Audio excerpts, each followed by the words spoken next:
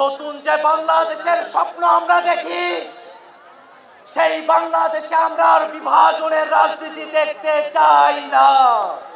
নতুন যে প্রজন্মের জন্ম নিয়েছে, যে রাজনৈতিক জনগোষ্ঠীর আবির্ভাব ঘটেছে, আমরা এমন ভাবে নিজেদেরকে তৈরি করেছি, আমরা নিজেরা নিজেদেরকে জবাবদিহিতার মধ্যে রাখতে বদ্ধপরিকর।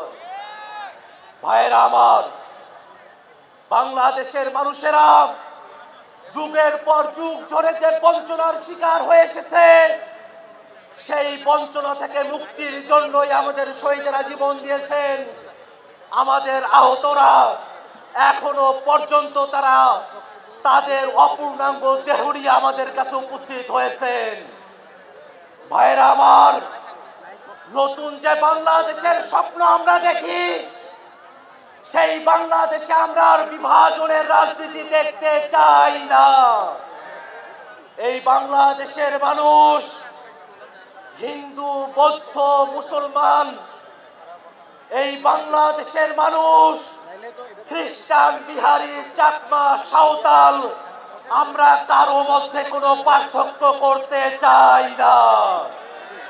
ভাইরা আমার, বাংলাদেশ রাষ্ট্রটিকে নতুন করে গড়ার জন্য গত বছর এই শহীদ মিনার থেকে ফ্যাসিবাদী ব্যবস্থার বিলোপের ঘোষণা দিয়েছিলেন আমাদের আহ্বায়ক। সেই ধারাকে সমুন্নত রাখতে জাতীয় নাগরিক পার্টি এনসিপি বাংলাদেশের রাষ্ট্র কাঠামোতে মৌলিক সংস্কারের কথা বলেছে। এই বাংলাদেশের রাষ্ট্র কাঠামোতে যারা ক্ষমতায় এসেছে, তারা জনগণের কাছে জবাবদিহি করে নাই। আমরা এমন এক রাষ্ট্র ব্যবস্থা চাই, যেখানে প্রধানমন্ত্রী থেকে মেম্বার পর্যন্ত প্রত্যেক জনপ্রতিনিধিকে জনগণের কাছে জবাবদিহিতা করতে হবে। বাংলাদেশের মানুষেরা বিগত সময়ে ক্ষমতা হস্তান্তরের সময়কালে একদলীয় যে কর্তৃত্ব দেখেছে, যে ফ্যাসিবাদী আচরণ দেখেছে, প্রশাসনের যে দলীয়করণ দেখেছে, সামনের বাংলাদেশে আমরা আর তা চাই না।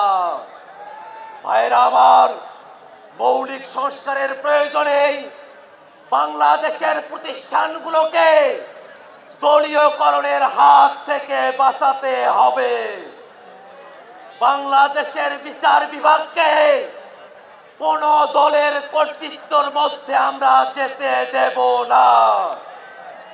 বাংলাদেশের সচিবালয়ে যে নীতি নির্ধারণ করা হবে, সেই নীতি যেন জনস্বার্থের পক্ষে হয়, সেটা স্বচ্ছতার সঙ্গে জনগণের কাছে উপস্থাপন করতে হবে।